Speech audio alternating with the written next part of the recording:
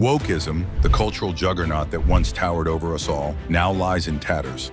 Its hollow promises exposed, its foundations shattered.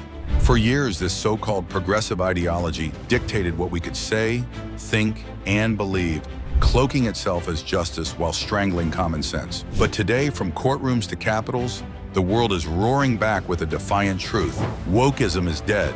Or is it? Has the planet finally broken free from this suffocating dogma, or are we merely witnessing its final desperate gasps? Let's start in the United Kingdom, where the Supreme Court has just driven a stake through the heart of woke ideology. In a landmark ruling, the court declared that the legal definition of woman is rooted in biological sex, period. Transgender women, even those clutching gender recognition certificates, are excluded from certain legal protections in single-sex spaces.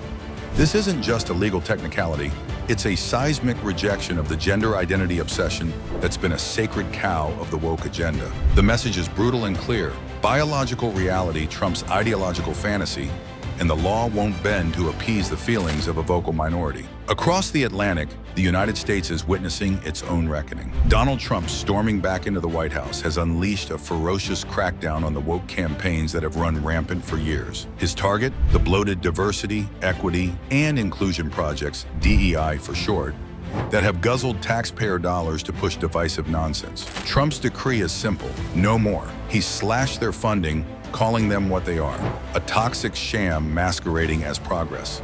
This isn't just a policy shift, it's a declaration of war on the woke establishment, a signal that America is done with the guilt trips and identity politics that have fractured its society. And the rebellion isn't confined to the UK and US, it's global. In Argentina, President Javier Milei has emerged as a fierce warrior against this scourge, labeling wokeism the cancer that's been eating away at societal sanity.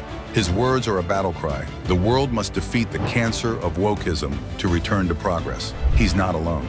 Countries like Hungary and Poland, led by unapologetic conservatives, are tearing down the woke edifice brick by brick, rejecting what they see as cultural imperialism from a decaying West. These nations aren't just fighting back, they're proving that the woke cancer can be cut out, that societies can reclaim their footing. With wokeism reeling, the world is finally waking up to the real issues it's been forced to ignore. Islamization and immigration, forces reshaping geographies and cultures, are no longer taboo. For too long, the woke mob silenced these conversations, branding any dissent as bigotry. But now the shackles are off. In Europe, immigration debates rage as borders strain. In the US, cultural shifts spark fierce arguments. These aren't distractions. They're the battles that will define our future, and we're finally free to face them without the suffocating filter of woke nonsense. But don't be fooled. The global left isn't surrendering. They're already scheming, plotting their next move to divert attention from these raw truths. Wokeism was their propaganda masterpiece, a tool to divide and control. But with far-right leaders like Trump rising, their grip is slipping. The question is, how long can they keep this charade alive? So here we stand at a crossroads.